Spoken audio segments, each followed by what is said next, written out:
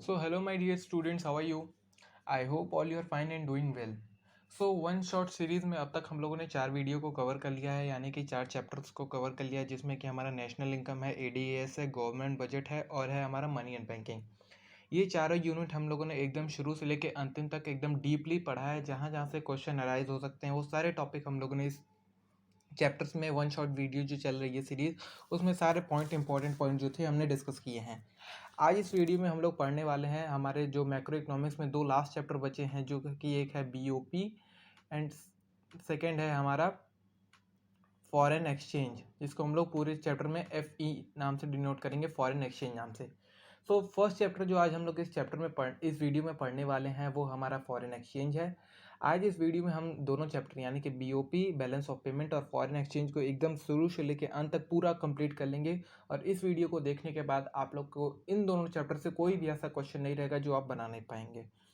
सारे one shot खत्म होने के बाद मैक्रो के फिर हम लोग इंडियन इकोनॉमिक डेवलपमेंट के सारे वन शॉट करेंगे एंड देन आफ्टर हम लोग माइक्रो इकोनॉमिक्स के जो 3-4 चैप्टर हैं उसके वन शॉट करके ख़त्म करेंगे। उसके बाद हम लोग PYQs मॉक्स को ज़्यादा से ज़्यादा सॉल्व करेंगे और अपनी जो सक्सेस रेट है यानी कि डिज़ायर्ड कॉलेज में जाने की हमारी चांसेस है उसको और ज़्यादा बूस्ट अप करने की कोशिश करेंगे। सो let's start. So first chapter जो आज हम लोग पढ़ने वाले हैं वो है हमारा foreign exchange rate. Foreign exchange rate को समझने से पहले यानी कि पढ़ने से पहले हमें ये समझना होगा कि फॉरेन एक्सचेंज होता क्या है। देन आफ्टर हम लोग पढ़ेंगे कि फॉरेन एक्सचेंज रेट क्या होता है।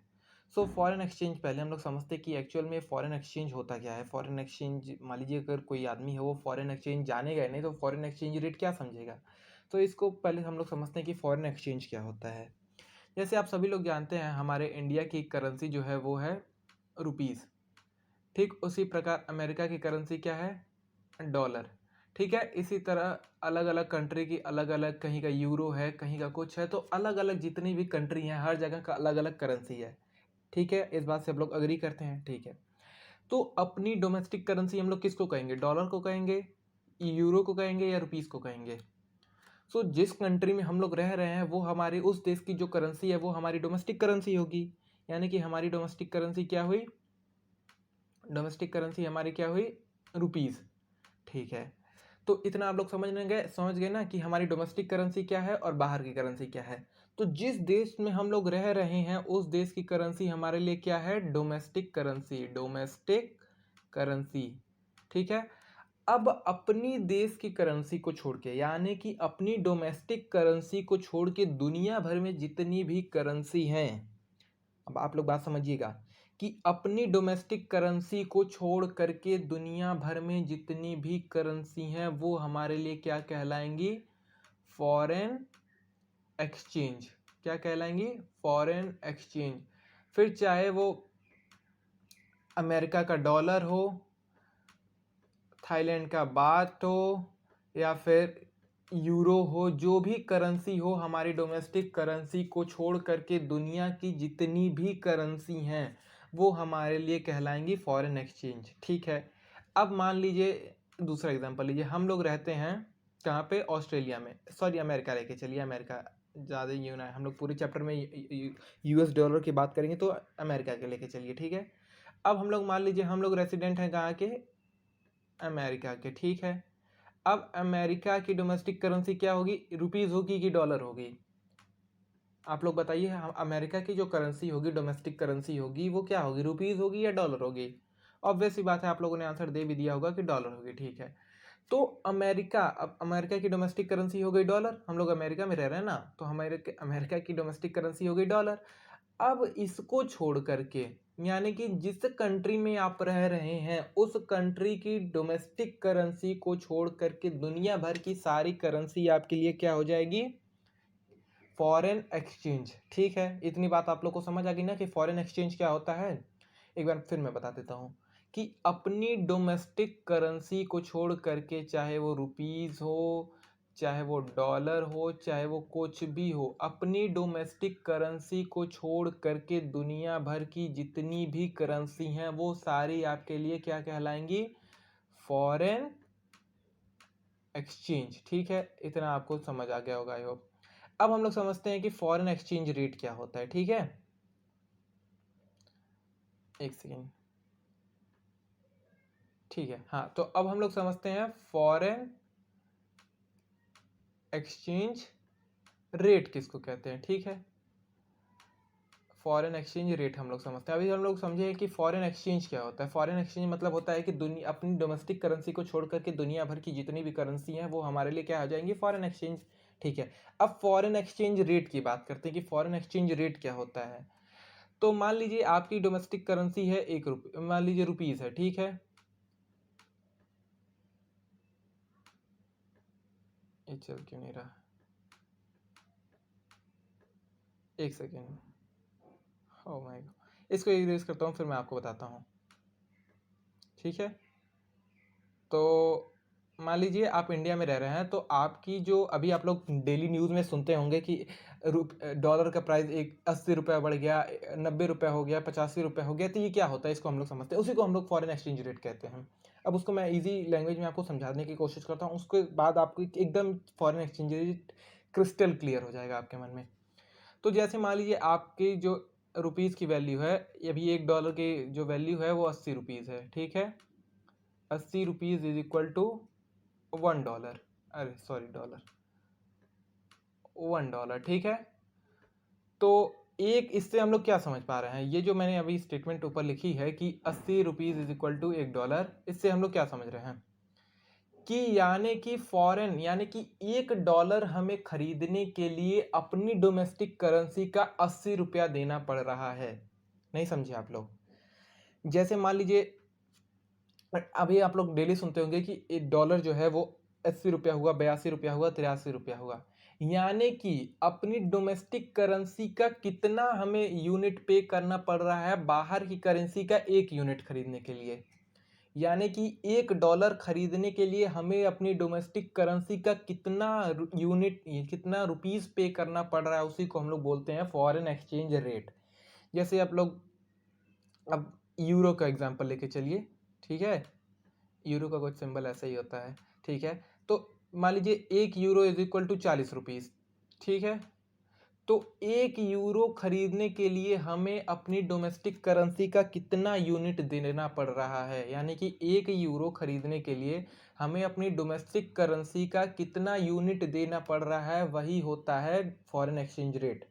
यानी कि बाहर के फॉरेन एक्सचेंज खरीदने के लिए, यानी कि दूसरी देश की करेंसी को खरीदने के लिए हमें अपने देश का कितना यूनिट पैसा देना पड़ रहा है, उसी को हम लोग बोलते हैं फॉरेन एक्सचेंज रेट। जैसे कि अभी आप लोग यहाँ पे देखिए, डॉलर का एग्जांपल लेके चलते हैं। $1 इज इक्वल टू 80 रुपया। ठीक है, तो इस केस में हमारा फॉरेन एक्सचेंज रेट कितना होगा, 80 रुपया होगा। ठीक है, अब $1 इज इक्वल टू 40 रुपये। ठीक है, तो इस केस में हमारा फॉरेन एक्सचेंज रेट कितना होगा, 40 रुपये।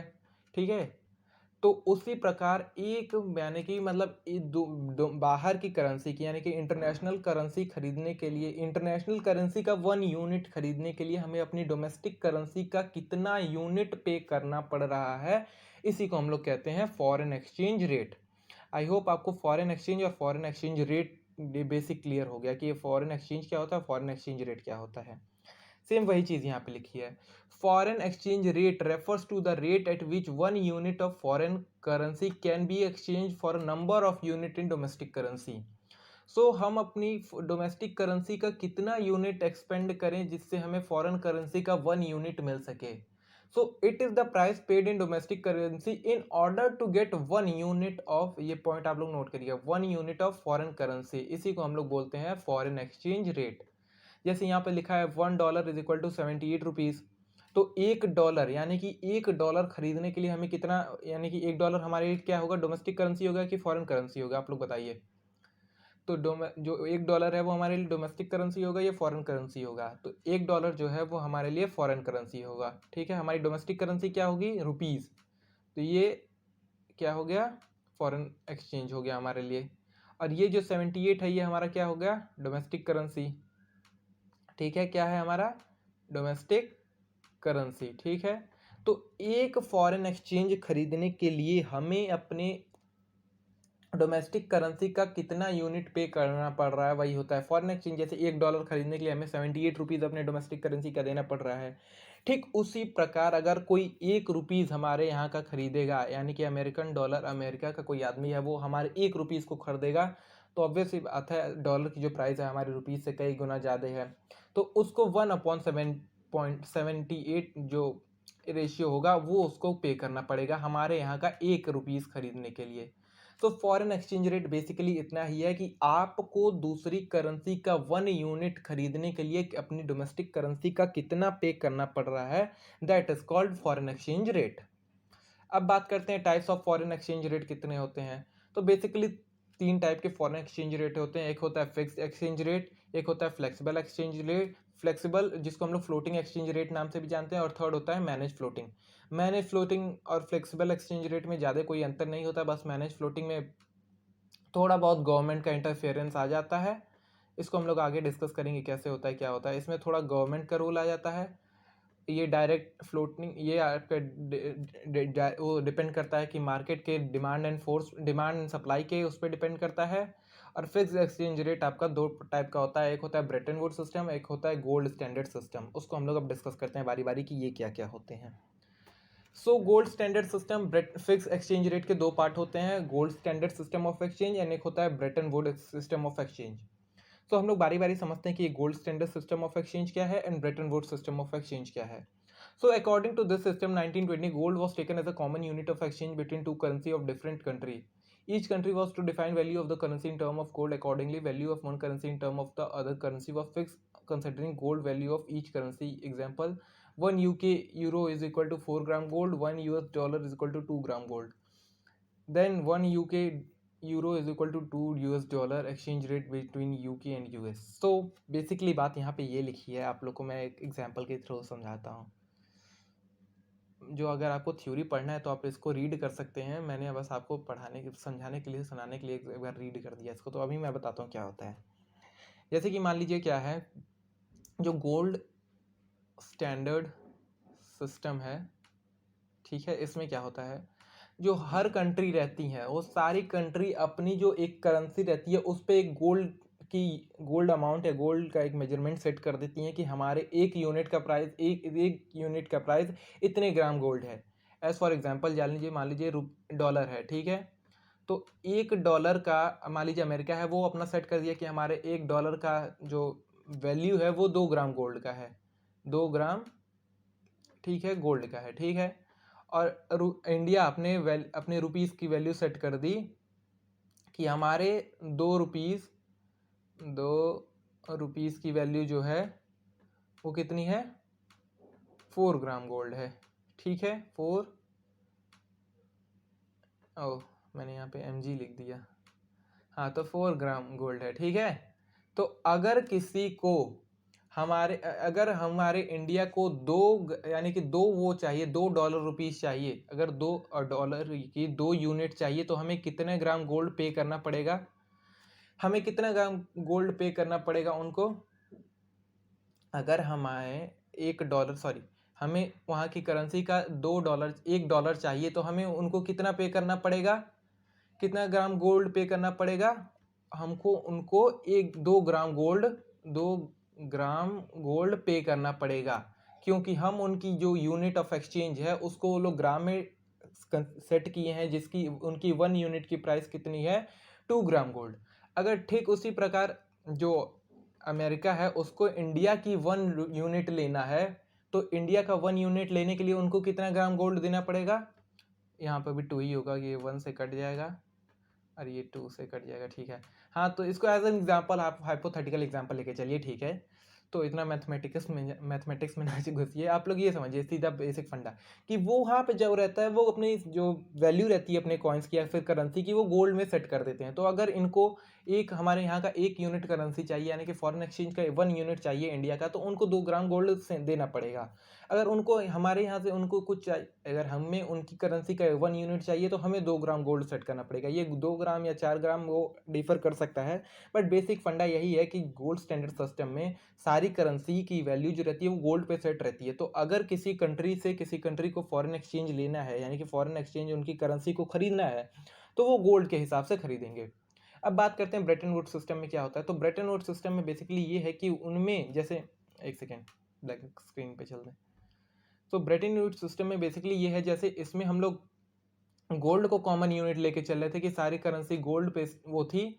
अब ब्रेटन वुड्स सिस्टम जो है, ब्रेटन वुड्स सिस्टम में जो है, उसमें जो सारी करेंसी को वो किया जाता है वो है डॉलर से। जैसे गोल्ड में हम लोग बात करते थे कि सारी करेंसी को डॉलर से, सॉरी सारी करेंसी को गोल्ड के नाम पे वो कर दिया था। गोल्ड से एक फिक्स वैल्यू निकाली जाती थी कि हमारे करेंसी की एक यूनिट का जो प्राइस है वो 2 ग्राम गोल्ड है। तो ठीक, अब ब्रेटन वुड्स सिस्टम में क्या हो गया कि हमारे एक करेंसी का वैल्यू है वो $2 है, और आपकी करेंसी का वैल्यू है $4। तो अगर हमें एक्सचेंज करना हो तो वो जैसे गोल्ड स्टैंडर्ड सिस्टम में हम गोल्ड से एक कॉमन यूनिट लेके चल रहे थे, वैसे ब्रेटन वुड्स सिस्टम में हम एज अ डॉलर को कॉमन यूनिट लेके चलेंगे। फॉर एग्जांपल, जैसे यूरो है, ठीक है, आप लोग एग्जांपल लेके चलिए। एक यूरो की जो प्राइस है वो है $3, ठीक है। डॉलर को एज अ कॉमन यूनिट लेके चलना है, और 1 रुपीज़ की जो प्राइस है, ठीक है, वो है $6, ठीक है। तो अगर हमें अगर उनको हमारे यहाँ का 2 यूनिट खरीदना है हमारी करेंसी का, अगर यूरो से हम अपनी करेंसी का, यूरो वाले अगर हमारे यूरो बात चलता है बेसिकली जर्मनी में, जापान में, वहाँ से हमारी करेंसी का 1 यूनिट खरीदना है, हमारी करेंसी का 2 यूनिट खरीदना है, तो उनको कितना डॉलर पे करना पड़ेगा? उनकी 1 यूरो का जो है, जो डॉलर की वैल्यू है तो $3 के बराबर है। उनके 1 यूरो की जो वैल्यू है वो $3 के बराबर है। और अगर वो हमारे करेंसी का 1 यूनिट खरीदना चाह रहे हैं तो उन्हें कितना डॉलर पे करना पड़ेगा? कितना डॉलर पे करना पड़ेगा? $6 पे करना पड़ेगा। यानी कि उनके दो से मल्टीप्लाई कर देंगे इसको, तो छः डॉलर वो हमें पे करेंगे, तब हम उनकी करेंसी के इक्वल जाएगा। आई होप आपको बेसिक जो चीज़ थी ब्रेटन वुड्स सिस्टम और गोल्ड स्टैंडर्ड सिस्टम समझ आ गया होगा। सो इसकी भी थ्योरी एक बार हम लोग पढ़ लेते हैं। तो according to this system, US dollar was taken as a common unit of exchange between the currency of a different country are related to one currency, therefore US dollar, each country was to define value of its currency in term of US dollar। so सारी currency को अपनी जो value थी वो US dollar के according में दिखानी पड़ती थी, लेकिन अब ये दोनों सिस्टम जो है वो बंद हो चुके हैं। 1920 से पहले ये गोल्ड स्टैंडर्ड सिस्टम चलता था, और अब जो है वो अब जो है वो फ्लेक्सिबल एक्सचेंज रेट चलता है। यानी कि फ्लेक्सिबल एक्सचेंज रेट, कभी कभी इसमें गवर्नमेंट इंटरफेरेंस आ जाता है, तो जिसकी वजह से इसको हम लोग मैनेज फ्लोटिंग नाम से भी जानते हैं। मैनेज फ्लोटिंग को डर्टी फ्लोटिंग भी कहा जाता है। अब बात करते हैं गोल्ड स्टैंडर्ड सिस्टम का दूसरा नाम है, 1 मार्क का क्वेश्चन यहाँ से बनता है, मिंट पार वैल्यू। तो गोल्ड स्टैंडर्ड सिस्टम को क्या बोलते हैं? Mint par value of exchange, यानी और मिंट पैरिटी नाम से भी डिनोट करते हैं इसको। मिंट पैरिटी या फिर mint par value of exchange, यहाँ पे देखिए आप लोग, mint par value of exchange या फिर मिंट पैरिटी नाम से भी जानते हैं। और एडजस्टेबल पैक सिस्टम को, यानी कि ब्रेटन वुड्स सिस्टम को एडजस्टेबल पैक सिस्टम नाम से भी जानते हैं। किसको? ब्रेटन वुड्स सिस्टम को एडजस्टेबल पैक सिस्टम नाम से भी जानते हैं। आप लोग को बेसिकली इसी नाम से डिनोट, ज़्यादा जगह अगर बुक्स में देखेंगे तो आपको एडजस्टेबल पैक सिस्टम ही दिया रहेगा ब्रेटन वुड्स सिस्टम की जगह। तो इन दोनों का अलग अलग नाम है, इसको आप लोग देख लीजिए, 1 मार्क का क्वेश्चन यहाँ से बन सकता है। अब बात करते हैं मेरिट क्या है फिक्स एक्सचेंज रेट की। तो इसमें जो है स्टेबिलिटी रहता है, मार्केट में डेली अप डाउन नहीं होता रहता है। जैसे आप लोग देखते होंगे डॉलर के प्राइस में हर एक दूसरे सेकंड में मार्केट के डिमांड एंड सप्लाई के अनुसार डॉलर की कीमत बढ़ती है घटती है, बढ़ती है घटती है। तो मार्केट हमेशा इनस्टेबल रहता है, flexible exchange rate of system की बात की जाए तो लेकिन जो फिक्स एक्सचेंज रेट है तो उसमें जो स्टेबिलिटी रहती है मार्केट की, वो थोड़ा स्टेबल रहता है। एक्सचेंज रेट जो मार्केट है वो स्टेबल रहता है फिक्स एक्सचेंज रेट में। प्रमोट इंटरनेशनल इन्वेस्टमेंट, यहाँ पे इन्वेस्टमेंट नहीं होगा, तो ये इंटरनेशनल इन्वेस्टमेंट को प्रमोट करता है। प्रिवेंट स्पेक्युलेटिव एक्टिविटी, तो स्पेक्युलेटिव एक्टिविटी को ये थोड़ा प्रिवेंट करता है। And last, no free market है, इसमें फ्री मार्केट नहीं रहता है। बात करें अगर इसके डीमेरिट की, तो इसमें काफ़ी ह्यूज अमाउंट ऑफ गोल्ड आपको रिक्वायर रहेगा गोल्ड स्टैंडर्ड सिस्टम में, जिसको हम लोग मिंट पार वैल्यू कहते हैं, mint par value of exchange और मिंट पैरिटी नाम से भी जानते हैं। सेकंड जो है वो है difficult in exchange rate define करने में काफ़ी दिक्कत होती है इसमें। एंड थर्ड जो है problem of undervaluation and overvaluation, तो कई बार करेंसी की अंडर वैल्यूएशन की भी दिक्कत इसमें आपको सामने करने को दिखती थी। जब 1920 से या 1920 से पहले ये चलता था, 1920 के पहले, तो इसमें कई बार ये जो अंडर वैल्यूएशन और ओवर वैल्यूएशन की दिक्कत है वो कई बार इसको सामने करने को दिखती थी, तो जिसकी वजह से इसको बंद करके अब हम लोग का जो एक्सचेंज रेट चल रहा है वो है डायरेक्ट डिपेंड करता है मार्केट के डिमांड और सप्लाई पे। तो वो काफ़ी अभी के टाइम की बात करें तो काफ़ी बेनिफिशियल है, भले ही उसमें मार्केट में काफ़ी स्पेकुलेशन होती है, लेकिन तब भी वो अभी तक का बेस्ट सिस्टम ऑफ एक्सचेंज माना जा रहा है। बात करें अब फ्लेक्सिबल एक्सचेंज यानी कि फ्लोटिंग एक्सचेंज रेट सिस्टम की, तो इसमें क्या होता है, तो इसमें जो एक्सचेंज रेट रहता है वो डायरेक्ट डिपेंड करता है मार्केट की सप्लाई और डिमांड पे। अगर डिमांड ज़्यादा हो रही है, मैंने आपको माइक्रो इकोनॉमिक्स के जब हम लोग चैप्टर वाइज पढ़ रहे थे तो उसमें आपको बताया था कि अगर किसी चीज़ की डिमांड ज़्यादा हो रही है, ठीक है, डिमांड अगर बढ़ रही है तो उसकी जो प्राइस है वो क्या होगी, बढ़ेगी। ठीक है, अगर किसी चीज़ की डिमांड बढ़ रही है तो उसकी जो प्राइस है वो बढ़ेगी। ठीक है, और सेम इसी तरह अगर किसी चीज़ की डिमांड नीचे जा रही है, डिमांड अगर नीचे जा रही है तो उसकी प्राइस जो है वो भी ऑटोमेटिक नीचे आ जाएगी। ठीक है, तो इसी बेसिक प्रिंसिपल पे ये फ्लेक्सिबल एक्सचेंज रेट सिस्टम काम करता है। यूएस डॉलर की अगर मार्केट में डिमांड ज़्यादा होगी, यूएस डॉलर जो है उसकी अगर डिमांड ज़्यादा होगी तो उसका प्राइस जो है, प्राइस लेवल है वो भी बढ़ेगा। यानी कि अगर इंटरनेशनल मार्केट में डॉलर की जो रिक्वायरमेंट है या डिमांड है वो अगर बढ़ रही है तो उसकी जो प्राइस है वो भी बढ़ेगी। सेम उसी तरह अगर यूएस डॉलर की डिमांड घट रही है तो यूएस डॉलर की डिमांड घटेगी। सेम अगर यूएस डॉलर ही नहीं, अगर कोई भी करेंसी हो, अगर रुपीज़ ही हो, चाहे यूरो हो, बाट हो, जो भी करेंसी हो, अगर उसकी डिमांड बढ़ रही है तो उसका प्राइस जो है वो भी बढ़ेगा। एंड अगर उसकी डिमांड घट रही है तो उसका जो प्राइस लेवल है वो भी घटता चला आएगा, यानी कि एक्सचेंज रेट नीचे चला आएगा। So it is a rate which is determined by the demand for and supply of different currency in a foreign exchange market. तो foreign exchange market में इसका basically ये define करता है किससे, demand and supply of foreign currency. In other words, flexible exchange rate is determined by a market force. तो ये market force द्वारा determine किया जाता है। The exchange rate at which demand for a foreign currency is equal to supply of foreign currency is called equilibrium. तो जिस rate पे demand की जा रही है उसी पे सप्लाई भी हो रहा है तो उसको हम लोग equilibrium rate of normal, equilibrium rate कहेंगे या फिर नॉर्मल रेट और पार रेट ऑफ एक्सचेंज के नाम से डिनोट करते हैं। So it is a flexible rate because it tend to change in accordance with change in demand and supply of for different currency in the foreign exchange market. So इसको flexible rate इसलिए भी कहा जाता है क्योंकि ये direct इतना flexible होता है कि जो डिमांड एंड सप्लाई है उस पर डायरेक्ट निर्भर करता है। अगर डिमांड ज़्यादा हो रही है तो इसकी जो प्राइस है लेवल वो भी बढ़ेगा, अगर डिमांड कम हो रही है तो इसका जो प्राइस लेवल है वो नीचे आता जाएगा। अब बात करें इसकी मेरिट की, तो इक्विलिब्रियम लेवल है डिटरमाइन, तो इसमें हम लोग इक्विलिब्रियम लेवल ऑफ डिटरमाइन कर सकते हैं, यानी कि जितनी डिमांड होगा उतना सप्लाई होगा। अगर सप्लाई कम हो रहा है तो ऑब्वियस ही बात है इसकी जो डिमांड है वो बढ़ती चली जाएगी। No need of huge capital reserve, तो कैपिटल रिजर्व का इसमें हमें गोल्ड रिजर्व ज़्यादा रखने की ज़रूरत नहीं है। No free market, no unwanted control of government, तो इसमें गवर्नमेंट का कोई कंट्रोल नहीं रहता, ये फ्री मार्केट है। ये भी फ्री मार्केट कौन सा नहीं, ये तीनों में से जो थर्ड वाला है, यानी कि मैनेज फ्लोटिंग जो है वो हमारा फ्री मार्केट नहीं है क्योंकि उसमें गवर्नमेंट का कंट्रोल आ जाता है। गवर्नमेंट का कंट्रोल कैसे आता है, डीवैल्यूएशन या ए वैल्यूएशन से। करेंसी की डीवैल्यूएशन कर रही है या ए वैल्यूएशन हो रही है, गवर्नमेंट द्वारा किया जा रहा है, तो उसको हम लोग बोलते हैं गवर्नमेंट कंट्रोल, यानी कि मैनेज फ्लोटिंग के अंदर वो आएगा। No problem of undervaluation and overvaluation, तो नो जिसमें इसमें यानी कि flexible exchange rate of system में undervaluation and overvaluation की कोई दिक्कत नहीं आती है। क्यों नहीं आती है, क्योंकि डायरेक्ट डिपेंड करता है मार्केट के डिमांड एंड सप्लाई कॉन्सेप्ट पे। अगर सप्लाई बढ़ रही है तो इसकी डिमांड जो है वो घट जाएगी, अगर सप्लाई घट रही है तो इसकी जो डिमांड है वो बढ़ जाएगी। तो इस केस में अंडर वैल्यूएशन और ओवर वैल्यूएशन की जो दिक्कत है वो निगलेक्ट की जा सकती है, वो अपने आप ख़त्म हो जाती है। अब बात करते हैं इसकी डीमेरिट्स क्या क्या है। इंस्टेबिलिटी रहती है, आप लोग को पता ही हो कि कभी डॉलर अचानक से हाइप हो जाता है, कभी ऊपर चला जाता है, कभी नीचे आता है, ये तो हो जाता है। ठीक है, स्पेकुलेटिव एक्टिविटी होती है, क्रिएट इन्फ्लेशनरी सिचुएशन इससे हो जाती है, जिसको हम लोगों ने डिस्कस किया था मनी एंड बैंकिंग सेक्टर में, जिसको इन्फ्लेशन क्या होता है, इन्फ्लेशन को कैसे गवर्नमेंट कंट्रोल करती है।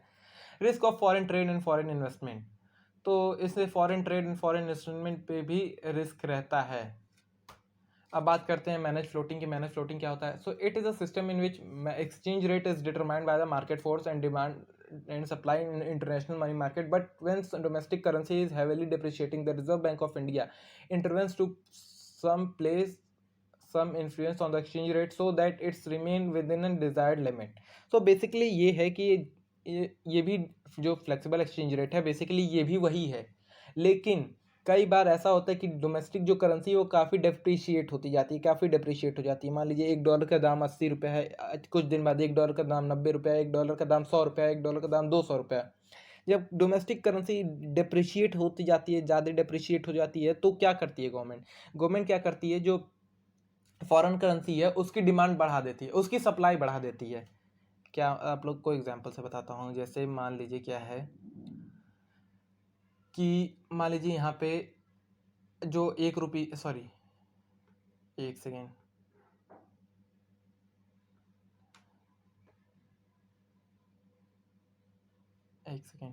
सो मान लीजिए हाँ, अगर जो करेंसी है हमारी जो अभी 80 रुपये है, ठीक है, वो $1 के बराबर हो गई, ठीक है। कुछ दिन बाद 90 रुपये हो गया $1, ठीक है। कुछ दिन बाद 100 रुपये हो गया। तो इस केस में हमारी जो डोमेस्टिक करेंसी है वो काफ़ी डिप्रिशिएट होती जा रही है। तो अब क्या करेगी गवर्नमेंट? गवर्नमेंट ये क्यों डिप्रिशिएट होती जा रही है? क्योंकि मार्केट में किसकी डिमांड ज़्यादा हो रही है? किसकी? इसकी, डॉलर की। डॉलर की डिमांड ज़्यादा होती जा रही है तो उसका प्राइस महंगा होते जा रहा है। आप लोग बेसिक बात समझिएगा, डॉलर की जो है वो डिमांड मार्केट में बढ़ रही है, जिसकी वजह से उसका प्राइस जो है वो बढ़ते जा रहा है। अब गवर्नमेंट जिस कंट्री का भी जो डोमेस्टिक करेंसी है वो डिप्रिशिएट होते जा रहा है, तो अब गवर्नमेंट क्या करेगी? इसकी डिमांड बढ़ रही है डॉलर की, तो प्राइस बढ़ते जा रहा है।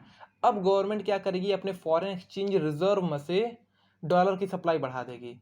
गवर्नमेंट के पास एक ऐसा रिजर्व है जहाँ पे हर देश की करेंसी एक का भंडार है, जितनी भी देश की करेंसी है उस सबका भंडार है। एक हमारे जो है सेंट्रल गवर्नमेंट के, सॉरी सेंट्रल बैंक के पास, यानी कि सेंट्रल बैंक हमारा कौन सा है? आरबीआई।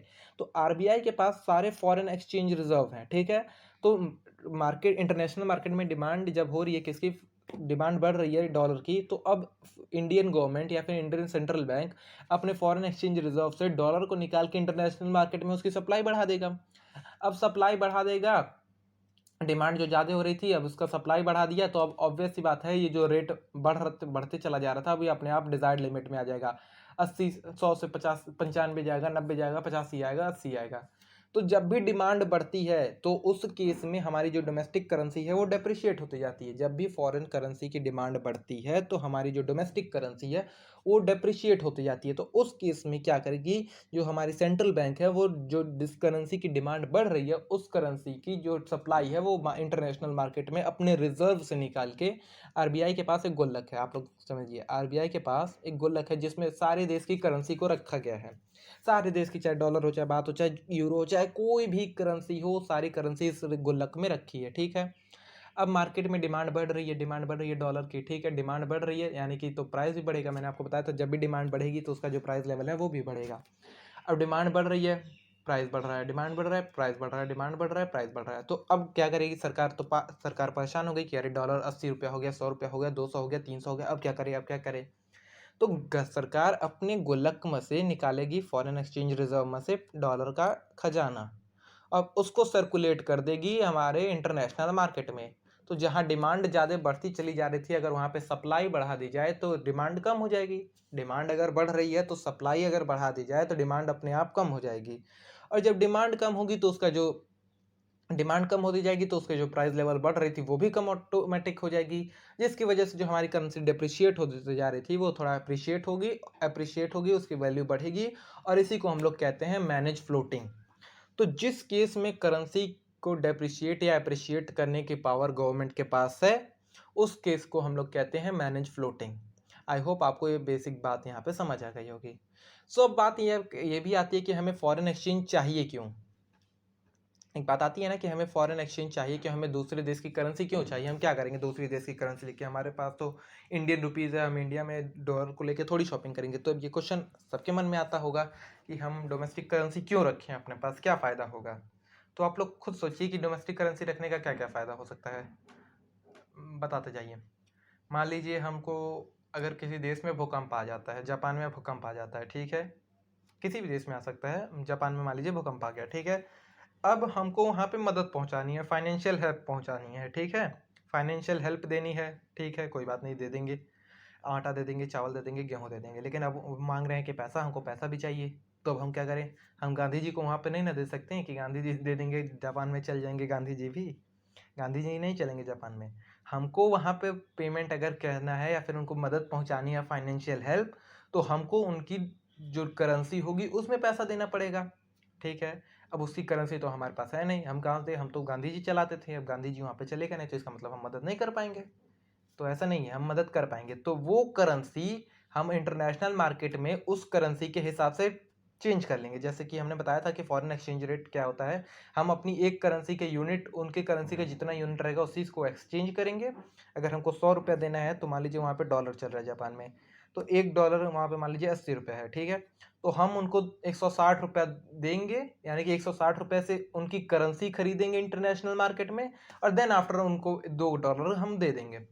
ये हो गया पहली चीज की अगर किसी को हमको बाहर कंट्री में मदद पहुंचानी है तो उसके लिए हम हेल्प इन फॉरेन कंट्री। ठीक है, तो अगर हमको दूसरी कंट्री में हेल्प पहुंचानी है, फाइनेंशियल हेल्प, तो उस वजह से हम उस केस में ये हमारे जो फॉरेन एक्सचेंज है उसको यूज़ कर सकते हैं। अब बात आती है, ठीक है, आपकी मौसी गई लंदन, घूम के आई, ठीक है, उन्होंने बताया कि ठीक है वहाँ पे बड़ा अच्छा अच्छा कपड़ा मिलता है, आप भी जाइए खरीद के आइए। ठीक है, आप भी निकल गए लंदन, पासपोर्ट बनवाए, एरोप्लेन में बैठे, निकल गए लंदन, पहुंच गए, एडवेस्टर्न सिटी में पहुंच गए। अब वहाँ पे आपको दिख गया, कपड़े की दुकान दिख गई, ठीक है, अब कपड़ा भी बहुत अच्छा अच्छा मिल रहा है। अब कपड़ा खरीदे कैसे? आप वहाँ पे गांधी जी चलाएंगे? नहीं चलाएंगे, गांधी जी देंगे आपको, भगा देगा। तो अब क्या करेंगे उस केस में? आप तो सोचेंगे अरे हम तो गांधी जी लेके आए थे, अब हम कपड़ा नहीं खरीद पाएंगे, मौसी तो बेवकूफ़ बना दी है मुझे। तो अब आप क्या करेंगे? इस केस में आपको फॉरेन एक्सचेंज की ज़रूरत पड़ेगी। तो यानी कि इंटरनेशनल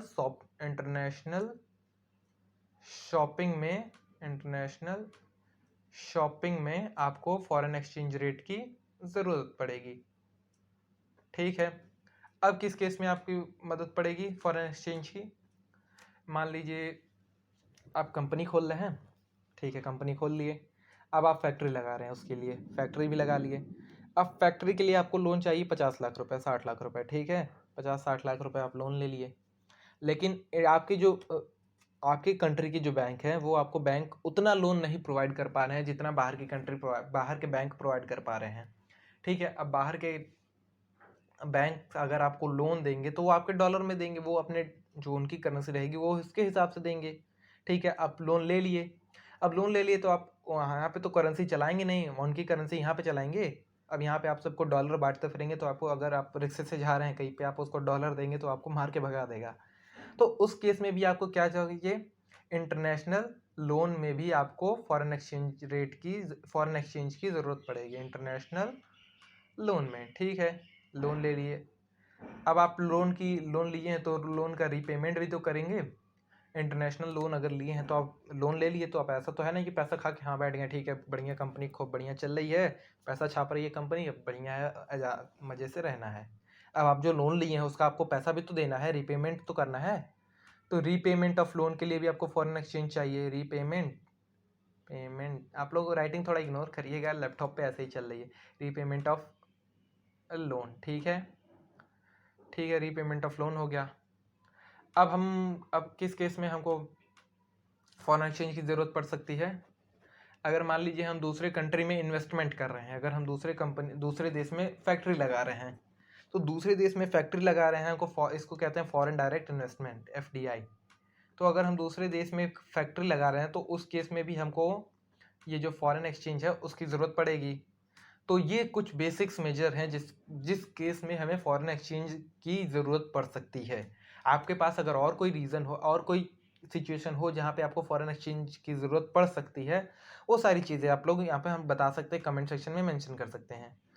एक रीज़न और हो सकता है, मान लीजिए आपकी कोई बुआ रहती है लंदन, ठीक है, आपका बर्थडे है आज, आपको पैसा भेजना चाह रही हैं। अब आपको पैसा भेजेंगी, वो डॉलर भेज दी। अब डॉलर आपको वो भेजिए $1 आपके बर्थडे के लिए, ठीक है, लेकिन आपको $1 नहीं ना मिलेगा, आपको मिलेगा 80 रुपये। ठीक है, तो इस केस में भी हमें जो फॉरेन एक्सचेंज रहता है उसकी काफ़ी नीड पड़ती है। तो ये कुछ बेसिक सिचुएशन थी जहाँ पे आपको फॉरेन एक्सचेंज की ज़रूरत पड़ेगी। अब उसी को हम लोग डिस्कस करते हैं कि कब हमें फॉरेन एक्सचेंज की ज़रूरत पड़ती है और हम लोग क्यों डिमांड करते हैं। तो वही बात मैंने बताई आपको, to purchase good and services from other country से हमें गुड्स एंड सर्विसेज परचेज करने के लिए फॉरेन एक्सचेंज की ज़रूरत पड़ती है। To purchase asset like land, share, bonds etcetera in other country में हमें लैंड, शेयर, बॉन्ड, इन सब चीज़ों को खरीदने में भी हमें फॉरेन करेंसी की ज़रूरत पड़ेगी। पेमेंट ऑफ इंटरनेशनल लोन की पेमेंट करने के लिए हमें जो है फॉरेन एक्सचेंज की ज़रूरत पड़ेगी। Gift grant send to rest of the world, जो गिफ्ट हम लोग भेजते हैं दूसरे देश में, उसमें भी हमको फॉरेन एक्सचेंज की ज़रूरत पड़ेगी। जैसे मैंने बताया ना, आपकी बुआ ने आपको पैसा भेजा। Foreign exchange is needed to undertake foreign tour, अगर हमें फॉरेन टूर करना है, किसी कंट्री में घूम के आना है, तो उसके लिए भी हमें फॉरेन एक्सचेंज की ज़रूरत पड़ेगी। तो ये कुछ बेसिक चीज़ें थी, बेसिक सिचुएशन थी जहाँ पे हमें फॉरेन एक्सचेंज की ज़रूरत पड़ सकती है। अब बात करते हैं ये ग्राफ की। तो ये ग्राफ आपके एंट्रेंस एग्जाम के पॉइंट ऑफ व्यू से इंपॉर्टेंट नहीं है, तो हम इसको इग्नोर करके चलेंगे। अब बात करते हैं कि सप्लाई कब हम लोग करेंगे। सप्लाई हम अपने कंट्री से अपनी करेंसी कब कब सप्लाई करेंगे बाहर के कंट्री में। So export of country to the rest of the world. Export यानी कि अगर हमारी कंट्री से कोई सामान खरीद के ले जा रहा है, ठीक है, ठीक है, हमारे कंट्री से कोई सामान खरीद के ले जा रहा है, तो वो हमें क्या देगा, फॉरेन करेंसी देगा, ठीक है, क्या देगा, फॉरेन करेंसी देगा। फॉरेन डायरेक्ट इन्वेस्टमेंट से भी हमारे कंट्री में फॉरेन करेंसी आएगी, ठीक है। Gift, donation, remittance received from other country, तो इस कंट्री जो अगर कोई दूसरी कंट्री से हमें गिफ्ट दे रहा है, कुछ भी दे रहा है, डोनेशन दे रहा है, तो इन केस में हमारे पास क्या आएगा, फॉरेन एक्सचेंज आएगा। और किस केस में आएगा, supply of foreign exchange also come when foreign tourist come in our country, तो जब कोई टूरिस्ट है हमारे कंट्री में आएगा, घूमने आ रहा है, ऐसे सैर सपाटे पे आ रहा है, तो भी वो कुछ हमारे फॉरेन एक्सचेंज लेके आएगा, कुछ हमें कंट्री में पैसा देकर ही जाएगा। अगर आएगा तो होटल में रहेगा, ठीक है, हमारे फॉरेन एक्सचेंज से हमारे एयरपोर्ट पे अगर अपनी करेंसी चेंज करा तो हमारे इस केस में हमारे पास फॉरेन एक्सचेंज आएगा, और वही पैसा फिर आरबीआई जो है अपने पास रख लेती है फॉरेन एक्सचेंज रिजर्व में। तो अब बात करते हैं, एक बात आती है कि ये जो वैल्यू बढ़ रही है, घट रही है, इससे क्या होता है, इससे क्या हो जाएगा। बढ़ने दीजिए मोदी जी, बढ़ने दें, डॉलर का प्राइस बढ़ने दें, 80 कर दें, 100 कर दें, $1 की दाम 150 कर दें, 300 कर दें, 400 कर दें, क्या हो जाएगा। इससे तो अपनी करेंसी बढ़ ही रही है, अपने को तो फायदा ही है। इसको हम लोग समझते हैं कि बढ़ने या घटने से क्या क्या होगा। सो मान लीजिए अगर हमारे अभी करेंसी की दाम 80 रुपये है $1 का दाम, ठीक है, 80 रुपये है $1 का दाम, ठीक है। तो इस केस में क्या होगा, अगर हमें इंटरनेशनल, मान लीजिए अमेरिका का डॉलर है ना, ठीक है, अगर अमेरिका में $1 का सामान, $1 मान लीजिए, $1 की वहाँ पे आइसक्रीम हमें खानी है, क्या है, ठीक है, ये क्या बन गया, आइसक्रीम बना, नहीं बना, एक और बनाते हैं यहाँ पे, ठीक है, हाँ ठीक है, ओह शिट, आइसक्रीम कुछ ज़्यादा ही लंबी हो गई, हाँ, ओह, तो वेट अ मिनट, तो $1 को आप लोग मान लीजिए आइसक्रीम है, ठीक है, डॉलर नहीं, आइसक्रीम लेके चलिए, ठीक है, $1 जो है वो एक आइसक्रीम है, ठीक है। अगर हमें और अमेरिका में जाके एक आइसक्रीम खानी है जिसका दाम $1 है, तो उसके लिए हमें कितना पे करना पड़ेगा, 80 रुपये पे करना पड़ेगा, ठीक है, कितना पे करना पड़ेगा, 80 रुपये। अब $1 का दाम मान लीजिए 85 रुपये हो गया, बढ़ गई, ठीक है, बढ़ गया, $1 का दाम बढ़ गया, 85 हो गया, ठीक है। अब इस केस में क्या होगा, हमको वही आइसक्रीम खाने के लिए अब कितना रुपया देना पड़ेगा, 85 रुपया देना पड़ेगा।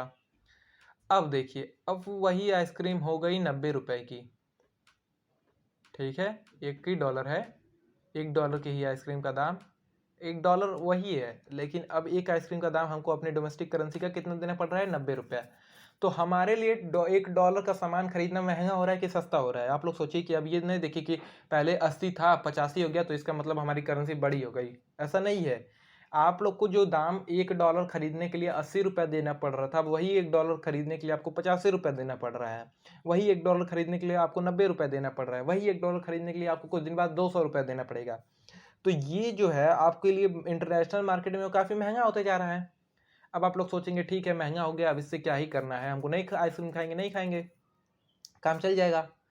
तो अगर आप मान लीजिए एक एग्जांपल लेते चलते हैं, अगर आपको इंटरनेशनल मार्केट में कुछ भी करना है, मान लीजिए कहीं लोन लेना है, कुछ भी लेना है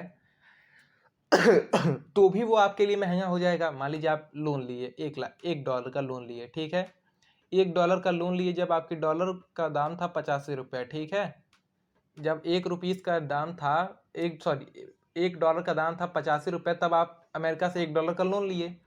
अब जब आप रीपेमेंट कर रहे हैं 1 साल बाद, तब आप जब रुपीस का दाम हो गया है 90 रुपया, ठीक है। जब आप लोन लिए थे $1 का, तब आपको कितना मिला था इंटरनेशनल मार्केट में? 85 रुपया मिला था। लेकिन जब आप रीपेमेंट कर रहे हैं लोन का, तो मनी की वैल्यू जो है वो डेप्रिशिएट हो गई, घट गई। तो अब आपको उतने ही अमाउंट जितना लोन लिए थे उसी का रीपेमेंट करने के लिए आपको 90 रुपया देना पड़ रहा है। तो ये कुछ केस है जहाँ पे हमारी करेंसी डेप्रिशिएट होती है, जिसकी वजह से हमारा काफ़ी इंटरनेशनल मार्केट में जो हम चीज़ों को परचेज नहीं कर पाएंगे।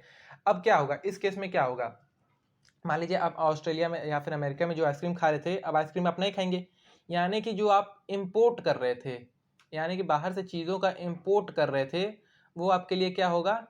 महंगा होगा। महंगा, MEHANGA, महंगा हो गया, ठीक है। इंपोर्ट आपके लिए क्या हो गया? महंगा हो गया, ठीक है। अब हम लोग बात करते हैं एक्सपोर्ट की। एक्सपोर्ट क्या होगा? इंपोर्ट आप कम करेंगे, क्योंकि आपको फॉरेन करेंसी में आपको चीज़ें जो हैं वो महंगी मिल रही हैं। अब आप इंपोर्ट कम करेंगे। अब बात करते हैं एक्सपोर्ट की।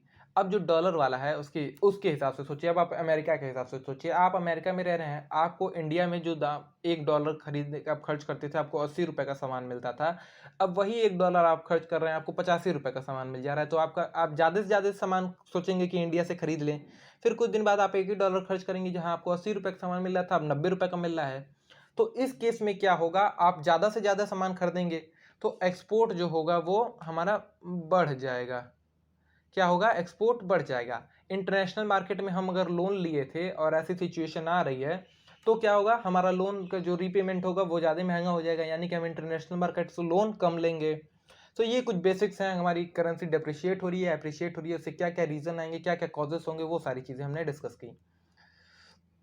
सो वही बात यहाँ पे लिखी है, डेप्रिशिएशन और एप्रिशिएशन ऑफ फॉरेन करेंसी से क्या क्या चीज़ें होंगी, क्या क्या इम्पैक्ट पड़ते हैं, क्या क्या होगा, क्या उससे अगर डोमेस्टिक करेंसी अप्रिशिएट हो रही है तो क्या होगा, डोमेस्टिक करेंसी डिप्रिशिएट हो रही है तो क्या क्या होगा। Effect of depreciation of domestic currency on export. तो अगर हमारी करेंसी डेप्रिशिएट हो रही है यानी घट रही है, तो हमारा जो एक्सपोर्ट होगा वो बढ़ जाएगा। अगर हमारी करेंसी डेप्रिशिएट हो रही है तो हमारा जो इम्पोर्ट है वो घट जाएगा। हम बाहर से चीज़ों से इम्पोर्ट डिक्रीज करेंगे, कम करेंगे। तो वही बात यहाँ पे लिखी है। तो दिस में result decrease in import from USA. तो यूएसए से वही चीज़ लिखी है जो मैंने आपको एग्जांपल देके बताया आइसक्रीम वाला, वही बेसिक चीज़ यहाँ पे लिखी है। एप्रिसिएशन, अगर हमारी करेंसी अप्रिशिएट हो रही है, जो हमारी डॉलर की प्राइस थी, अगर $1 की प्राइस 70 रुपये थी, अब $1 की दाम 65 रुपये हो गया, तो हम ज़्यादा से ज़्यादा एक्सपोर्ट करेंगे, ज़्यादा से ज़्यादा हम आइसक्रीम खाने की कोशिश करेंगे। पहले हमको एक आइसक्रीम का दाम, अब यहाँ पे समझिए, $1 यानी कि $1 यानी कि आइसक्रीम, ठीक है। $1 का दाम आइसक्रीम है, ठीक है। $1 का दाम हमको पहले 80 रुपये देना पड़ रहा था, ठीक है। कितना देना पड़ रहा था? 80 रुपये। यानी कि एक आइसक्रीम का दाम हमको 80 रुपये देना पड़ रहा था। अब उसी आइसक्रीम का दाम हमको 60 रुपये देना पड़ रहा है, यानी कि हमारी करेंसी अप्रिशिएट हुई है। तो हम ज़्यादा से ज़्यादा करेंसी या ज़्यादा से ज़्यादा आइसक्रीम खाएंगे, यानी कि हम ज़्यादा से ज़्यादा वहाँ पे सामान खरीदेंगे। तो इस केस में हमारा जो इम्पोर्ट है वो बढ़ेगा। इंपोर्ट बढ़ेगा। जब भी हमारी करेंसी अप्रिशिएट होगी तो हमारा जो इंपोर्ट है वो बढ़ेगा। 1 मार्क का क्वेश्चन बन सकता है, जब भी हमारी करेंसी अप्रिशिएट होगी तो हमारा जो इंपोर्ट है वो बढ़ेगा, और जब भी हमारी करेंसी डिप्रिशिएट होगी तो हमारा जो एक्सपोर्ट है वो बढ़ेगा। तो ये वाइस वर्सा सिचुएशन है, आप लोग देख लीजिए क्या होने। हमारी करेंसी जब अप्रिशिएट होगी तो हम बताओ हमारे एक्सपोर्ट पे क्या इंपैक्ट पड़ेगा, हमारी करेंसी डिप्रिशिएट होगी तो हमारे एक्सपोर्ट पे क्या इंपैक्ट पड़ेगा, हमारी कंट्री की करेंसी अप्रिशिएट होगी तो हमारी इंपोर्ट क्या होगा। तो ये कुछ बेसिक पॉइंट है, आप लोग देख लीजिए इस चैप्टर्स में, और कुछ ज़्यादा है नहीं पढ़ने के लिए। ग्राफ आपका उतना इंपॉर्टेंट रोल नहीं, ग्राफ के जो क्वेश्चन हैं आपके एंट्रेंस एग्जाम में नहीं आने वाले हैं, तो इसको मैं इग्नोर करके चल रहा हूँ। अगर आपको पढ़ना है तो मैं नोट्स प्रोवाइड कर दूंगा, आप लोग रीड कर लीजिएगा एक बार। So effect of appreciation of domestic currency on export, मैंने बता दिया कि अगर हमारी करेंसी अप्रिशिएट होगी तो हमारा जो एक्सपोर्ट है वो घटेगा। अगर हमारी करेंसी जो है वो बढ़ेगी, अप्रिशिएट होगी, तो हमारा जो इंपोर्ट है वो बढ़ जाएगा। So basic meaning of devaluation and depreciation के बीच जो बेसिक मीनिंग है उसको हम लोग समझते हैं। तो डेप्रिशिएशन क्या होता है? मार्केट के डिमांड एंड सप्लाई से डिराइव होता है, और जो डिवैल्यूएशन होता है वो गवर्नमेंट करती है। जब भी गवर्नमेंट डिवैल्यूएशन क्यों करेगी? चाहे एक्सपोर्ट बढ़ाने के लिए, चाहे इंपोर्ट घटाने के लिए। तो ये जो डीवैल्यूएशन है वो गवर्नमेंट के हाथ से किया जाता है, और जो डेप्रिसिएशन होता है वो मार्केट के डिमांड एंड सप्लाई पे डिपेंड करता है, उसके हिसाब से डेप्रिसिएशन होता है, और डीवैल्यूएशन गवर्नमेंट के हिसाब से होता है। सो इस चैप्टर में इतना ही था। आई होप आपको सारी चीज़ें समझ आई होंगी। अब मार्केट एक्सचेंज रेट एक लास्ट टॉपिक बचता है इस चैप्टर को, उसको भी हम लोग जल्दी से पढ़ के इस चैप्टर को ख़त्म करते हैं। So it is a market of foreign currency, here foreign currency are purchase and sold. तो फॉरेन एक्सचेंज मार्केट वो है जहाँ पे फॉरेन करेंसी का सेल एंड परचेज किया जाता है। इसके दो पार्ट होते हैं, इन टाइप स्पॉट मार्केट होता है और एक होता है फॉरवर्ड मार्केट। तो इंटरनेशनल हम लोग बात करते हैं कि फॉरेन एक्सचेंज को चेंज करने के लिए, यानी कि फॉरेन एक्सचेंज मार्केट की हमें क्यों नीड है। तो फॉरेन एक्सचेंज हमें इंटरनेशनल अगर करेंसी, अगर हमें एक दूसरे से दूसरे देश में कहीं पैसा भेजना है तो उसके लिए हमें उसके देश की करेंसी को कन्वर्ट करना पड़ेगा, तब हम पैसा भेज सकते हैं। तो ये कुछ बेसिक पॉइंट है, आप लोग एक बार रीड कर लीजिए। Provide credit for foreign trade, heading foreign exchange risk. तो ये कुछ पॉइंट है जिस चीज़ में हमें जो फंक्शंस है किसके, foreign exchange market. Foreign exchange market कितने प्रकार के होते हैं, स्पॉट मार्केट और फॉरवर्ड मार्केट। अब लोग एक एक बार इसको रीड कर लीजिएगा। ये आप लोग एक बार रीड कर लीजिए, इतना इंपॉर्टेंट नहीं है आपके एंट्रेंस एग्जाम में। आपके एंट्रेंस एग्जाम में जो इंपॉर्टेंट है एक वही है, जैसे कि अगर हमारी करेंसी डेप्रिशिएट होगी तो हमारे एक्सपोर्ट इंपोर्ट पे क्या इम्पैक्ट पड़ेगा, हमारी करेंसी डेप्रिशिएट होगी तो हमारे एक्सपोर्ट इंपोर्ट पे क्या इम्पैक्ट पड़ेगा, डेप्रिशिएट और डीवैल्यूएशन में क्या अंतर है, डेप्रिशिएट कौन करता है, अप्रिशिएट हमें डेप्रिशिएट कौन करता है, डीवैल्यूएशन कौन करता है। और कुछ इंपॉर्टेंट पॉइंट्स हैं जैसे कि foreign exchange rate market, foreign exchange क्या होता है, फॉरेन एक्सचेंज रेट क्या होता है, कितने टाइप के होते हैं। तो कितने टाइप के होते हैं, एक होता है मैनेज फ्लोटिंग, एक होता है फ्लेक्सिबल एक्सचेंज रेट, और एक होता है फिक्स्ड एक्सचेंज रेट। तो जिसमें फिक्स्ड होता है, जिसमें डॉलर, एक तो हम लोग पढ़े थे gold standard system, gold standard system, और दूसरा हम लोग पढ़े थे ब्रेटन वुड्स सिस्टम।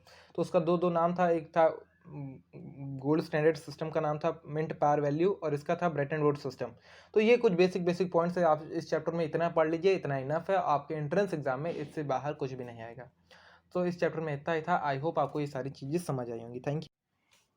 सो डियर स्टूडेंट्स, अब तक हम लोगों ने काफ़ी कुछ मैक्रो इकोनॉमिक्स में कवर कर लिया है, जैसे कि हम लोगों ने नेशनल इनकम कवर कर लिया, एडीएस कवर कर लिया, गवर्नमेंट बजट कर लिया, मनी एंड बैंकिंग कर लिया, और फॉरेन एक्सचेंज कवर कर लिया। अब जो लास्ट यूनिट बचा है हमारे मैक्रो इकोनॉमिक्स का, वो है हमारा balance of payment. Balance of payment करने के बाद ये सारा मैक्रो इकोनॉमिक्स का सिलेबस खत्म हो जाएगा। देन आफ्टर हम लोग इंडियन इकोनॉमिक डेवलपमेंट पढ़ेंगे। सो बैलेंस ऑफ पेमेंट में बेसिकली हम लोग को कुछ ज़्यादा कुछ पढ़ना नहीं है, छोटा सा चैप्टर है, आपको 2-3 मार्क्स गेन करा के जाएगा आपके एंट्रेंस एग्जाम में। और आपको बात करें तो 3 या 4 क्वेश्चन इससे आपको मैक्सिमम देखने को मिल जाएंगे, इससे ज़्यादा क्वेश्चन आते नहीं हैं। 2-3 पॉइंट है, उसी से क्वेश्चन अराइज होते हैं हर बार, जैसे कि कितने टाइप से अकाउंट बनते हैं, अकोमोडेटिव ट्रांजेक्शन क्या होती है, कौन कौन सी ट्रांजेक्शन होती है, अगर पैसा आ रहा है तो डेबिट में जाएगा या क्रेडिट में जाएगा। तो कुछ बेसिक पॉइंट है, उसको हम लोग पढ़ के ये चैप्टर पूरा खत्म करेंगे, एंड देन आफ्टर हम लोग का मैक्रो इकोनॉमिक्स पूरा कंप्लीट हो जाएगा। So let's start. So first चीज़ जो आता है वो है balance of payment. Balance of payment पढ़ने से पहले हम लोग समझते हैं कि बैलेंस ऑफ पेमेंट एक्चुअल में होता क्या है, इसको हम लोग समझते हैं। So balance of payment, B जिसको हम लोग शॉर्ट में BOP कहते हैं। सो BOP बेसिकली ये होता है कि आप अपनी अपनी अपनी कंट्री से बाहर रेस्ट ऑफ द वर्ल्ड से जो भी ट्रांजेक्शन कर रहे हैं, चाहे आप पैसा ले रहे हैं, पैसा दे रहे हैं, पैसा आपके पास आ रहा है या जा रहा है, जो भी ट्रांजेक्शन हो रहा है उसको हम लोग बैलेंस ऑफ पेमेंट में नोट कर देते हैं। बैलेंस ऑफ पेमेंट बेसिकली ऐसा है, मान लीजिए एक अकाउंट रहता है, जैसे आप लोग अकाउंट में पढ़े हैं ना, DRCR, डेबिट और क्रेडिट। पैसा आया तो क्रेडिट, पैसा गया तो डेबिट। सेम वही चीज़ है बैलेंस ऑफ पेमेंट में। इसमें हम लोग कंट्री का अकाउंट बना रहे हैं कि अगर हमारे कंट्री में पैसा आ रहा है, पैसा कौन सा पैसा, फॉरेन एक्सचेंज आ रहा है। फॉरेन एक्सचेंज हमारी कंट्री में, गांधी जी अगर दूसरे कंट्री से अगर कोई हमें गांधी जी का देगा तो नकली नोट होगी, वो नहीं चलेगी। तो हमारे देश में कौन सा पैसा आ रहा है, फॉरेन एक्सचेंज आ रहा है, ठीक है। तो जो भी हम अपने देश से अगर बाहर देश में कौन सा पैसा भेजेंगे, अपनी डोमेस्टिक करेंसी नहीं भेजेंगे, कौन सा करेंसी भेजेंगे, फॉरेन एक्सचेंज भेजेंगे। फॉरेन एक्सचेंज का कस्टोडियन कौन है, reserve bank of India. Custodian मतलब जमा करना, जमा।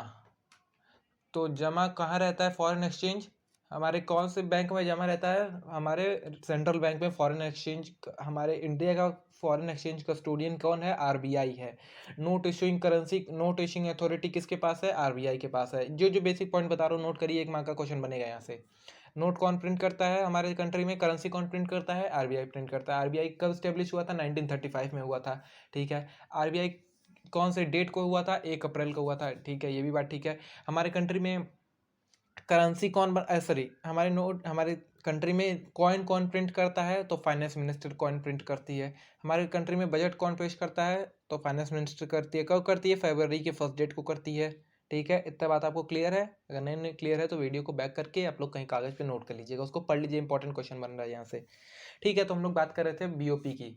तो बीओपी में बेसिकली एक अकाउंट है जहाँ पे हमारे कंट्री में जितना भी पैसा आ रहा है in term of foreign exchange के टर्म में जितना भी पैसा आ रहा है वो हम नोट करते हैं क्रेडिट साइड, और जितना भी पैसा जा रहा है वो हम नोट करते हैं डेबिट साइड, ठीक है। जब भी पैसा जाता है तो माइनस होता है ना, तो ठीक है, माइनस जब भी होगा तो हम डेबिट में लिखेंगे, और जब भी पैसा आएगा तो हम क्रेडिट में लिखेंगे, यानी कि प्लस में करेंगे। जब भी हमारे देश में पैसा आता है तो हम क्रेडिट साइड में लिखेंगे, जब भी देश से हमारे पैसा जाता है तो हम उसको डेबिट साइड में लिखेंगे, ठीक है। अब एक टर्म आता है बैलेंस ऑफ ट्रेड, उसको हम लोग समझते हैं क्या होता है। एक सेकेंड, ब्लैक स्क्रीन पे चलता हूँ, स्क्रीन यहीं पे आप लोग समझिए, बैलेंस ऑफ ट्रेड, बीओटी, ठीक है। बीओटी क्या होता है, तो बीओटी बेसिकली ये है कि एक कंट्री से दूसरे कंट्री में जितनी भी चीज़ों का आदान प्रदान हो रहा है, कौन से चीज़ों का, विजिबल गुड, जिनको देखा जा सकता है, टेंजिबल गुड, जिनको छुआ जा सकता है। विजिबल गुड क्या क्या होंगे, आपको अकाउंट्स का 1 मार्क का क्वेश्चन बनेगा। विजिबल गुड, विजिबल, आप लोग राइटिंग ध्यान ना दीजिए, मैंने आपको हर वीडियो में बोला है, इसमें भी यही बोलूँगा। विजिबल गुड कौन कौन से होते हैं, जिनको हम लोग देख सकते हैं, वी कैन सी, टच, तो जो भी चीज़ है, टच, टेंजिबल गुड एक आता है। विजिबल गुड को भी हम लोग टेंजिबल कहते हैं। टेंजिबल गुड कौन सा होता है, जिसको हम लोग छू सकते हैं, देख सकते हैं, महसूस कर सकते हैं। तो टेंजिबल गुड क्या होता है, जिसको हम लोग देख सकते हैं, छू सकते हैं। सो जो बीओटी में जो एक कंट्री से दूसरी कंट्री में वो सारे गुड्स का ट्रांजेक्शन हम लोग नोट करेंगे जिसको बॉर्डर पार करते हुए देखा जा सकता है या छुआ जा सकता है। इस कंट्री से अगर इस कंट्री में जा रहा है तो उसको हम लोग देख सकते हैं या छू सकते हैं, चाहे वो मशीन हो, खिलौना हो, कपड़ा हो, जो भी हो, गाड़ी मोटरसाइकिल हो, जो भी चीज़ हो, एक कंट्री से दूसरे कंट्री में जा रहा हो, मोबाइल फ़ोन हो, लैपटॉप हो, टैबलेट हो, टीवी हो, अलमीरा हो, चेयर हो, फैन हो, कुछ भी हो, एक कंट्री से अगर दूसरे कंट्री में जा रहा है उसको हम लोग देख सकते हैं, तो हमारे बीओटी का पार्ट होगा। बीओटी में क्या आएगा, नेट, जैसे एक्सपोर्ट अगर हो रहा है, हम लोग एक्सपोर्ट, अब देखिए यहाँ पे हम बीओटी का अकाउंट बनाते हैं, बीओटी का अकाउंट बना लिया, ठीक है। अगर हम किसी कंट्री से, ठीक है, अगर हम किसी कंट्री से मोबाइल फ़ोन मंगा रहे हैं, हाँ, तो हम मोबाइल फ़ोन मंगा रहे हैं, ठीक है, तो ये हमारे कहाँ पे लिखाएगा, आप लोग बताइएगा, सीआर में लिखाएगा, यानी कि क्रेडिट साइड लिखाएगा या डेबिट साइड लिखाएगा, क्या किधर लिखाएगा। अगर हम किसी कंट्री से मोबाइल फ़ोन मंगा रहे हैं, अपने कंट्री में मंगा रहे हैं, एक्सपोर्ट इंपोर्ट कर रहे हैं, तो हमारे डेबिट साइड में आएगा या क्रेडिट साइड में आएगा। तो अगर कभी हम कोई चीज़ अपने कंट्री में मंगा रहे हैं, कोई प्रोडक्ट मंगा रहे हैं, इट मीन हम उसकी पेमेंट करेंगे, और जब भी हम पेमेंट करते हैं तो हम क्या बताए हैं कि जब भी हमारे देश से पैसा जा रहा है बाहर तो हम उसको किधर लिखेंगे, डेबिट साइड लिखेंगे, ठीक है। अगर हम किसी कंट्री से मोबाइल फ़ोन मंगाए हैं, भले ही हमारे पास फ़ोन आ रहा है, कोई बात नहीं, हमारे कंट्री से क्या जा रहा है, पैसा जा रहा है, पैसा जाता है तब हम लोग कहाँ लिखते हैं, डेबिट साइड में लिखते हैं, ठीक है। अगर हमारी कंट्री से कोई चीज़ बाहर बिकने की तरफ गई है, बाहर बिक रही है, तो उसका हम लोग क्या लिखेंगे, अगर हमारी कंट्री से एक रेडियो गया बाहर बिकने, तो उसको हम लोग कहाँ लिखेंगे, क्रेडिट साइड लिखेंगे। क्यों लिखेंगे, क्योंकि जब भी हमारे कंट्री से कोई चीज़ जाएगी तो उसके बदले हमें पैसा मिलेगा, और जब भी हमें पैसा मिलेगा तो हम किधर लिखेंगे, क्रेडिट साइड लिखेंगे। आई होप आपको ये चीज़ समझ आ रही है कि जब भी हम अगर कोई चीज़ मंगा रहे हैं, जब भी हम किसी कंट्री से कोई भी चीज़ मंगाते हैं, इंपोर्ट करते हैं, तो हमारे कंट्री से क्या जाता है, फॉरेन एक्सचेंज जाता है। और फॉरेन एक्सचेंज जब भी जाता है हमारे कंट्री, तो हम उसको डेबिट साइड में दिखाते हैं। जब भी हमारे कंट्री से कुछ जाएगा तो माइनस होगा जब भी हम किसी कंट्री से कुछ मंगाएंगे, मान लीजिए सामान मंगा रहे हैं, तो हमारे कंट्री से क्या जाएगा, फॉरेन एक्सचेंज यानी कि उस देश की करेंसी। करेंसी हमारा आरबीआई रखा है ना, हर देश की करेंसी, मैंने आपको बताया था, कस्टोडियन है हमारा आरबीआई, तो उस देश की करेंसी चली जाएगी, थोड़ी सी जो भी फ़ोन की अमाउंट रहेगी, ठीक है। अब जो भी हमारे देश से तो पैसा जा रहा है, और जब भी पैसा जाएगा तो हम लोग डेबिट साइड में लिखेंगे, जब भी पैसा हमारे देश में आएगा यानी कि जब भी हम एक्सपोर्ट करेंगे तो हम क्रेडिट साइड में लिखेंगे। ये होता है balance of trade. Balance of trade, I hope आपको ये चीज़ें समझ आ गई होगी। बैलेंस ऑफ ट्रेड में वही चीज़ें लिखेंगे जो बॉर्डर पार करते हुए देखी जा सकती है या छुई जा सकती है। सो वही चीज़ यहाँ पे लिखिए, देखिए balance of trade, it is the difference between the value of good exported and value of good imported. तो जितनी ये क्या है, डिफरेंस है किसका, export minus import, export minus import, only of which good, which types of good, which types of good, only tangible and visible good. Visible good जिसको हम लोग छुआ देख सकते हैं, टेंजिबल गुड जिसको हम लोग छू सकते हैं। So balance of trade is basically a difference between net export and net import. So it is a narrow concept. narrow concept क्यों है इसको हम लोग बताते हैं पहले। मान लीजिए ये जो आपका BOP अकाउंट है, BOP, ठीक है, BOP है अकाउंट, उसमें आपका BOT भी आएगा। क्या क्या आएगा, BOT, यानी कि बैलेंस ऑफ ट्रेड आएगा, यानी कि जो फिजिकल गुड्स का मूवमेंट है। अब उसमें आएगा सर्विसेज भी आएगा, सर्विसेज अभी हम लोग आगे इसको डिस्कस करेंगे। और क्या आएगा, यूनिलेटरल ट्रांसफ़र आएगा, यूनिलेटरल ट्रांसफ़र आ गया। और एक आएगा आपका कैपिटल, कैपिटल ट्रांसफ़र, इसको हम लोग आगे डिस्कस करेंगे बैलेंस ऑफ पेमेंट को। अभी आप लोग बेसिक चीज़ समझिए कि बैलेंस ऑफ ट्रेड जो है वो आपका नैरो कॉन्सेप्ट है। नैरो कॉन्सेप्ट है किसके कंपैरिजन में, बैलेंस ऑफ पेमेंट के कंपैरिजन में। तो बैलेंस ऑफ पेमेंट के कंपैरिजन में जो बैलेंस ऑफ ट्रेड हमारा है वो क्या है, नैरो कॉन्सेप्ट। सो अब बैलेंस ऑफ ट्रेड क्या क्या हो सकता है, सरप्लस हो सकता है जब हमारा एक्सपोर्ट ज़्यादा होगा, इम्पोर्ट कम होगा, यानी कि एक्सपोर्ट जब हम कर रहे हैं तो हमारे पास पैसा ज़्यादा आएगा, पैसा आएगा, और जब इम्पोर्ट कर रहे हैं तो हमारे पास से पैसा जाएगा। तो जब हमारे पास से पैसा जब हमारे कंट्री में ज़्यादा आ रहा है, लेकिन जो हम इम्पोर्ट कर रहे हैं यानी कि जो हमारे कंट्री से पैसा जा रहा है वो कम जा रहा है, तो उस केस में हमारा जो BOT होगा वो सरप्लस होगा। डेफिसिट कब होगा, जब हमारा एक्सपोर्ट कम रहेगा, हमारा इम्पोर्ट ज़्यादा रहेगा।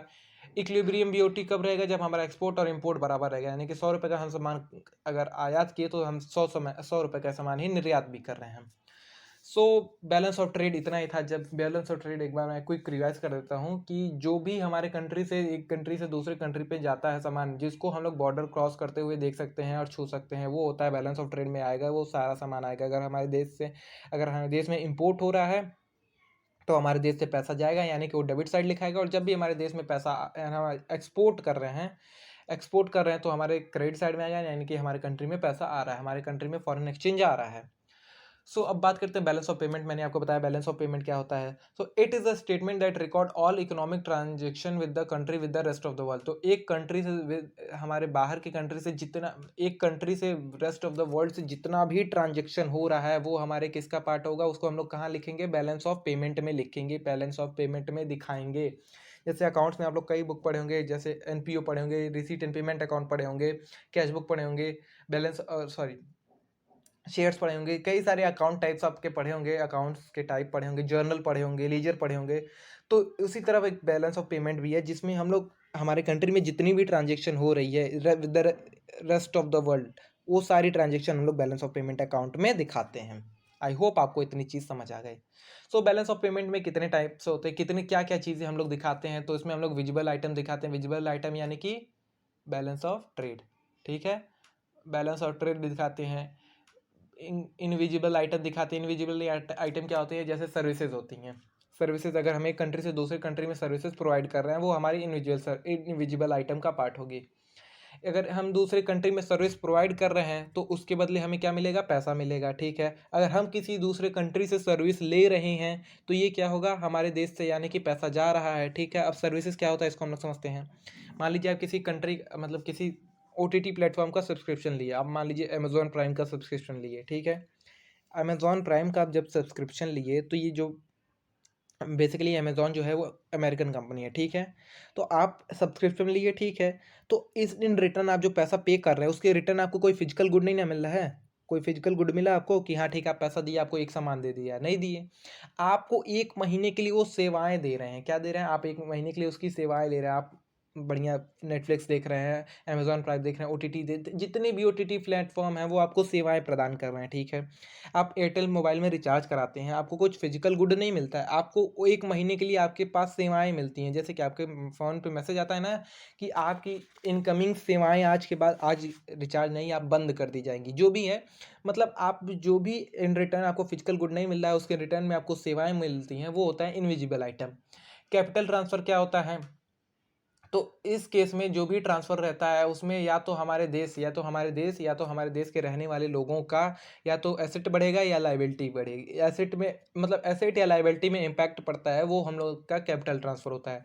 जैसे कि मान लीजिए अगर हम किसी देश में कंट्री में, अगर अपनी कंट्री को छोड़ के, इंडिया को छोड़ के अगर हम ऑस्ट्रेलिया में ज़मीन खरीद लें, या तो हमारा एसेट बढ़ गया तो वो हमारा कैपिटल ट्रांसफ़र में आएगा, या तो हमारे अमेरिका से लोन ले लिए तो या तो हमारा ये लायबिलिटी बढ़ गया।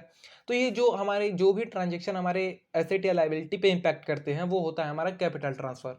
यूनिलेटरल ट्रांसफ़र क्या होता है? Unilateral transfer basically one way transfer होता है, यानी कि बस पैसा दिया जाता है, पैसा लिया नहीं जाता है। अब आप लोग सोच रहे होंगे पैसा दिया जाता है, पैसा लिया नहीं जाता है, ये क्या होता है?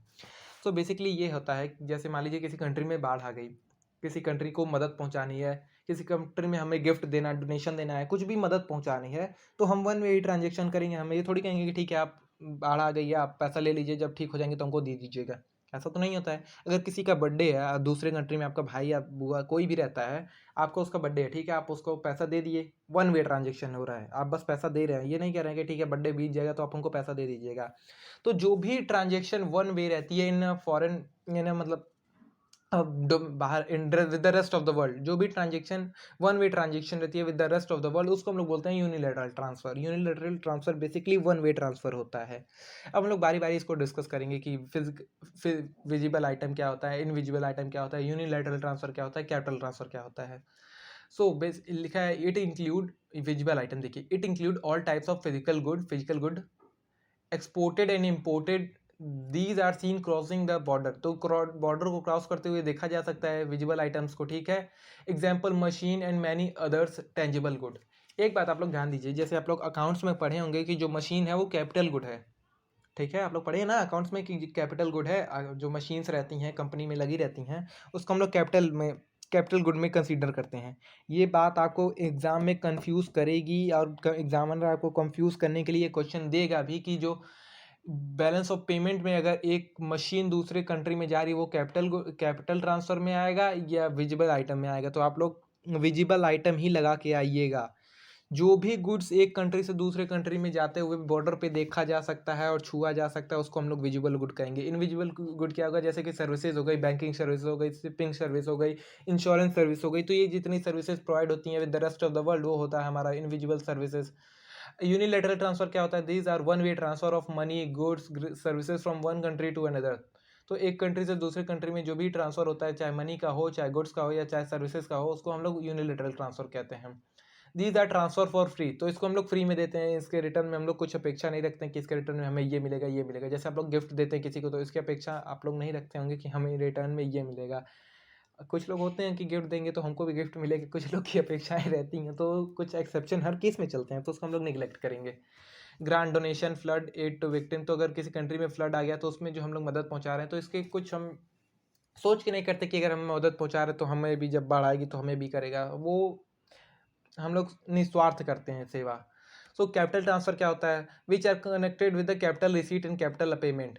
These involve transfer of capital asset. तो ये बेसिकली कैपिटल एसेट का ट्रांसफर इन्वॉल्व करता है इसमें, या तो इंसान की एसेट पे या तो इंसान की लाइबिलिटी पे इम्पैक्ट करेगा, तो वो कैपिटल ट्रांसफर होता है।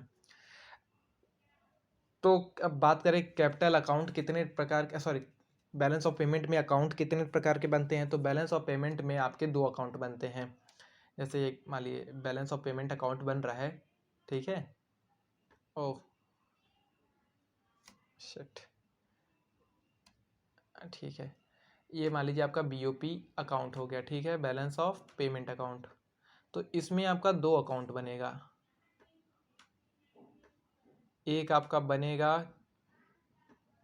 करंट, CURRENT, करंट अकाउंट, ठीक है, यहाँ पे। और एक आपका बनेगा कैपिटल अकाउंट, कैपिटल अकाउंट, ठीक है, कैपिटल अकाउंट बन गया। आप लोग राइटिंग मैं फिर से बोलूँगा, ध्यान ना दीजिए उतना, ठीक है।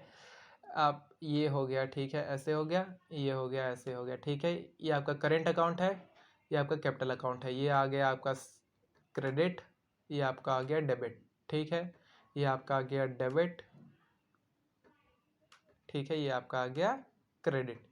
ये कौन सा सेट, ये आपका कैपिटल अकाउंट है। एक बार मैं फिर यहाँ पे लिख देता हूँ, नहीं तो कई लोगों को कन्फ्यूज़न होगा मेरे राइटिंग पे सच पे। कैपिटल, कैपिटल, और ये आपका है करंट, ठीक है। करंट में कौन कौन सा आता है, आपका BOT आएगा, यानी कि बैलेंस ऑफ ट्रेड आएगा। इनविजिबल आइटम्स आएंगे, इनविजिबल आइटम्स, ठीक है, इनविजिबल हो गया। और क्या आएगा, यूनिलैटरल ट्रांसफ़र, यूनिलैटरल ट्रांसफ़र, ठीक है, यूनिलैटरल हो गया, ठीक है, आप लोग मान लीजिए उसको। और इधर आएगा बस आपका capital transfer, capital transfer, capital transfer, ठीक है। अब देखिए ये क्या क्या है। अगर आप किसी कंट्री से सामान मंगा रहे हैं, सामान मंगा रहे हैं यानी कि आपका फॉरेन एक्सचेंज जा रहा है, तो जब भी हम किसी कंट्री से सामान मंगाएंगे तो हमारे यहाँ तो सामान आएगा, लेकिन हमारे यहाँ से क्या जाएगा, फॉरेन करेंसी जाएगा, तो उसको हम लोग डेबिट में लिखेंगे। जब भी हम किसी देश से सामान बेच रहे हैं, सामान अपने यहाँ से एक्सपोर्ट कर रहे हैं, तो हम अगर सामान एक्सपोर्ट कर रहे हैं तो हमारे कंट्री में क्या आएगा, फॉरेन एक्सचेंज आएगा, तो उसको हम लोग क्रेडिट साइड में लिखेंगे। अगर हम किसी कंट्री में बैंकिंग सर्विसेज प्रोवाइड कर रहे हैं, ठीक है, तो हमारे यहाँ जो आएगा फॉरेन एक्सचेंज आएगा, उसको हम लोग प्लस में लिखेंगे। अगर हम किसी कंट्री से सर्विसेज ले रहे हैं तो हमारे यहाँ से फॉरेन एक्सचेंज जाएगा, तो इसको हम लोग डेबिट आइटम में लिखेंगे। जब भी हम किसी कंट्री में अगर फ्लड आया तो वहाँ पे जो डोनेट कर रहे हैं, वन वे ट्रांजेक्शन कर रहे हैं, तो वो हमारा डेबिट आइटम में लिखाएगा। भले हम उसके बदले पुण्य कमा रहे हैं, कोई बात नहीं, वो हमारा डेबिट आइटम में जाएगा। जब भी हम किसी कंट्री से ले रहे हैं, जब हमारे यहाँ मान लीजिए उड़ीसा जो भी राज्य है, किसी में भूकंप आ गया तो हमारे लिए कोई बाहर से आदमी मदद कर रहा है, अमेरिका हमें मदद पहुंचा रहा है, तो वो अगर हमारे मदद पहुंचा रहा है, यूनिलैटरल ट्रांसफर कर रहा है वो, तो वो हमारे क्रेडिट आइटम का पार्ट होगा। अब बात करें कैपिटल में क्या आएगा, तो वो कैपिटल अकाउंट में क्या आएगा, तो कैपिटल ट्रांसफर जो है वो कैपिटल अकाउंट में आएगा। कैपिटल ट्रांसफर क्या होता है, जो भी इन ट्रांजेक्शन से हमारे एसेट या लाइबिलिटी पे इम्पैक्ट पड़ता है वो हमारा कैपिटल ट्रांसफर होता है। अगर हम किसी कंट्री में कुछ लैंड खरीद रहे हैं, एसेट खरीद रहे हैं, एसेट खरीद लिए, मान लीजिए हम कोई ज़मीन खरीद लिया ऑस्ट्रेलिया में अगर हम ज़मीन खरीदे तो हमारे यहाँ से क्या गया, पैसा गया, तो पैसा गया तो हम किधर लिखेंगे, डेबिट साइड में। अगर हमारे देश में कोई ज़मीन खरीद रहा है, ठीक है, ज़मीन खरीद लिया, खुश हो गया, वो भी खुश हो गया, हम भी खुश हो गए, क्या कि हमारे कंट्री में तो फॉरेन एक्सचेंज आ गया। तो अगर हमारे देश में पैसा आ रहा है तो वो क्रेडिट आइटम लिखेंगे, अगर हमारे देश से पैसा जा रहा है तो वो हमारा डेबिट आइटम का होगा। आई होप आपको बैलेंस ऑफ पेमेंट का अकाउंट समझ आ गया होगा कि बैलेंस ऑफ पेमेंट क्या होता है, और हम लोग क्या किस समय अगर एक्सपोर्ट हो रहा है तो वो क्रेडिट में जाएगा, इंपोर्ट में हो रहा है तो कहाँ पे क्या क्या ट्रांजेक्शन हो रही है, तो हमारे BOP पे क्या क्या इम्पैक्ट करेगी, वो सारी चीज़ आपको समझ आ गई होंगी। यही दोनों अकाउंट होते हैं, यही दोनों इनका काम होता है, current account in balance of payment. It is that account of BOP which record export and import of goods. मैंने आपको बताया export and import of goods को, जिसको हम लोग BOT नाम से डिनोट करते हैं। Services and unilateral transfer, export and import of goods क्या होते हैं, तो जिनको बॉर्डर क्रॉस करते हुए देखा जा सकता है वो हमारे बैलेंस ऑफ ट्रेड का काम पार्ट होते हैं। अगर हमारे देश में अगर हम बाहर से कोई सामान मंगा रहे हैं तो हमारे देश से फॉरेन एक्सचेंज जाएगा, तो उसको हम लोग डेबिट आइटम में लिखेंगे। अगर हमारे देश से कोई सामान ले जा रहा है, एक्सपोर्ट यानी कि एक्सपोर्ट हो रहा है, तो हम उसको क्रेडिट आइटम में लिखेंगे, यानी कि हमारे देश में फॉरेन एक्सचेंज आ रहा है। Export and import of services, अगर हम किसी कंट्री से सर्विसेज ले रहे हैं तो हमारे देश से फॉरेन एक्सचेंज जा रहा है, जिसको हम लोग डेबिट आइटम में लिखेंगे। अगर हमारे कंट्री से कोई सर्विसेज ले रहा है तो उसको हम लोग क्रेडिट आइटम में लिखेंगे, यानी कि हमारे देश में पैसा आ रहा है। सेम उसी तरह यूनिलेटरल ट्रांसफर, मैंने आपको बताया कि अगर हम किसी देश में डोनेट कर रहे हैं, अगर वहाँ पे फ्लड विक्टिम्स को कुछ मदद पहुँचा रहे हैं तो हमारे डेबिट आइटम का पार्ट होगा, क्योंकि हमारे देश से पैसा जा रहा है। अगर हमारे देश में कोई मदद पहुँचा रहा है किसी चीज़ को लेके, तो वो हमारे क्रेडिट आइटम का पार्ट होगा, क्योंकि हमारे देश में पैसा फॉरेन एक्सचेंज आ रहा है, ठीक है। कैपिटल अकाउंट क्या होता है, कैपिटल अकाउंट को मैंने बताया जो कि हमारे चेंज केस में जो कि हमारे एसेट और लाइबिलिटी पे इम्पैक्ट करता है, वो होता है हमारा कैपिटल अकाउंट। कैपिटल अकाउंट में क्या क्या चीज़ें आएंगी, फॉरेन इन्वेस्टमेंट आएगी, बोरोइंग आएगा, और आएगा change in foreign exchange reserve, ठीक है। ये 3 चीज़ें आएंगी किसमें, हमारे कैपिटल अकाउंट का पार्ट होती हैं। फॉरेन इन्वेस्टमेंट 2 प्रकार की होती है, एक होता है FDI होता है और एक होता है पोर्टफोलियो इन्वेस्टमेंट। एफडीआई क्या होता है और पोर्टफोलियो इन्वेस्टमेंट क्या होती है, इसको हम लोग समझते हैं। एफडीआई इन्वेस्टमेंट ये होती है कि आप किसी कंट्री में डायरेक्ट कोई कंपनी ही खरीद लेते हैं। मान लीजिए ऑस्ट्रेलिया मतलब अमेरिका की कोई कंपनी है, अमेजॉन है, ठीक है, मान लीजिए एग्जांपल अमेजॉन है, तो अमेजॉन को डायरेक्ट टाटा अंबानी, टाटा या चाहे कोई भी अंबानी, मुकेश अंबानी अगर जाके पूरी तरीके से खरीद लेते हैं, पूरी अमेजॉन को पूरा पैसा देके कि ठीक है आपका कितना ब्रांड वैल्यू है बोलिए हम खरीद लेंगे, ठीक है, ऐसे करके अगर पूरी कंपनी खरीद लेते हैं तो होता है हमारा फॉरेन डायरेक्ट इन्वेस्टमेंट। और अगर अमेजॉन कंपनी का कुछ शेयर खरीदते हैं मुकेश अंबानी, तो वो होता है हमारा पोर्टफोलियो इन्वेस्टमेंट। अगर कुछ शेयर खरीद रहे हैं तो पोर्टफोलियो इन्वेस्टमेंट होगा, अगर पूरी कंपनी खरीद रहे हैं तो वो हमारा फॉरेन डायरेक्ट इन्वेस्टमेंट होगा, ठीक है।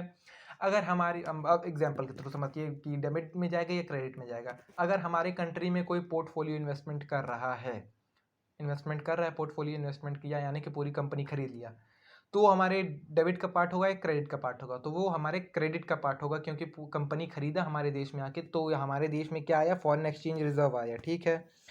ठीक उसी प्रकार अगर हमारे देश से कोई कंट्री में हाँ कोई इन्वेस्टमेंट कर रहा है कुछ पार्ट, किसी अगर टाटा अंबानी है, मान लीजिए हमारे एप्पल कंपनी है, हमारे आके टाटा का कुछ शेयर खरीद रही है, तो वो किसका पार्ट होगी, पोर्टफोलियो इन्वेस्टमेंट का पार्ट होगी, क्यों, क्योंकि कुछ शेयर खरीद रही है। उसी तरह बोरोइंग है, बोरोइंग दो प्रकार की होती है, एक कमर्शियल बोरोइंग होती है, एक बोरोइंग फ्रॉम इंटरनेशनल मार्केट होती है।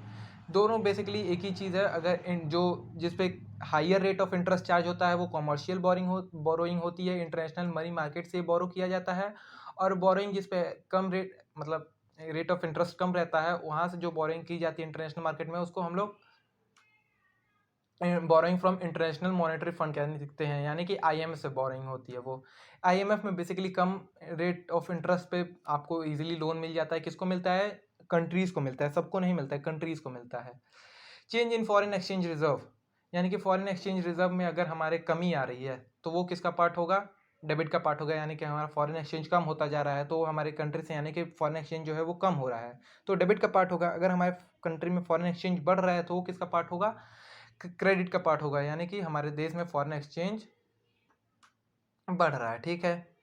अब बात करते हैं equilibrium in BOP. BOP equilibrium कब होगा, जब हमारा inflow of foreign exchange is equal to outflow of foreign exchange हो जाएगा, यानी कि जितने का हम सामान निर्यात कर रहे हैं उतना ही आयात कर रहे हैं, जितना अगर हमारे पास से पैसा जा रहा है उतना ही हमारे पास से फॉरेन एक्सचेंज आ रहा है। Inflow of foreign exchange is equal to outflow of foreign exchange. Disequilibrium कब होगा, जब हमारा ऑटोनोमस रिसीप्ट किससे ज़्यादा होगा, ऑटोनोमस पेमेंट से, यानी कि हमारे देश में पैसा आ तो रहा है ज़्यादा, लेकिन हमारे पास देश से जो फॉरेन एक्सचेंज जा रहा है वो कम है। उस केस में हमारा बीओपी क्या होगा, सरप्लस बीओपी होगा। डेफिसिट बीओपी कब होगा, जब हमारे देश से ऑटोनोमस रिसीट ज़्यादा होगी ऑटोनोमस पेमेंट से, तो उस केस में हमारा जो बीओपी का सिचुएशन रहेगा वो डेफिसिट बीओपी बनेगा। BOP is always balance in case there is imbalance it is corrected through accommodative transaction. तो बीओपी जो है वो हमेशा बैलेंस रहता है, यानी कि जो इनफ्लो ऑफ फॉरेन एक्सचेंज है is equal to outflow of foreign exchange रहता है। अगर इसके ऐसा नहीं है तो उसको हम लोग अकोमोडेटिव ट्रांजेक्शन करके बीओपी को बैलेंस कर लेते हैं। अकोमोडेटिव ट्रांजेक्शन करके बीओपी को बैलेंस कर लेते हैं। आप लोग का 1 मार्क का क्वेश्चन बनेगा, बीओपी को बैलेंस करने के लिए कौन सी ट्रांजेक्शन की जाती है, अकोमोडेटिव ट्रांजेक्शन की जाती है। और बाकी जितनी ट्रांजेक्शन है जैसे कि इनविजिबल गुड्स का आना जाना, सर्विसेज है, यूनिलेटरल ट्रांसफर है, कैपिटल गुड्स है, ये जो सारी ट्रांजेक्शन है उसको हम लोग ऑटोनोमस ट्रांजेक्शन कहते हैं। और जो बीओपी को बैलेंस करने के लिए ट्रांजेक्शन की जाती है उसको हम लोग अकोमोडेटिव ट्रांजेक्शन